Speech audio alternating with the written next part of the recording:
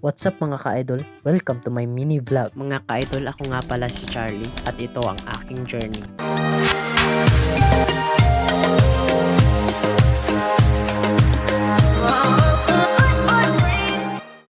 Napapaisip ba kayo mga ka-idol kung anong aking pinagkakaabalahan sa buhay?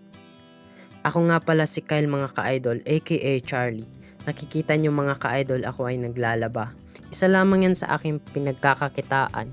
Bukod sa paglalaba mga ka-idol, marunong din akong magluto, maglinis ng bakuran, bahay at CR.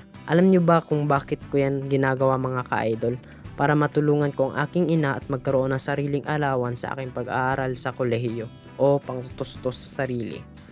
Isa rin sa sideline ko ang paggawa o gumawa ng pag-edit ng mga video dahil dito rin ako komportable at masaya as long as marangal ang aking trabaho at wala akong inaapakang tao.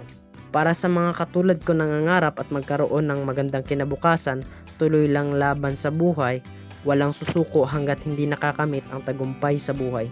Saludo at proud ako sa mga kapwa kong nagsisikap, pinagsasabay ang pagsa-side hustle o trabaho while nag-aaral. Hanggang dito na lamang ako mga ka-idol. Baka naman pwede i-follow ang aking page at i-share itong video. Salamat sa pagnood mga ka-idol. See you sa next vlog.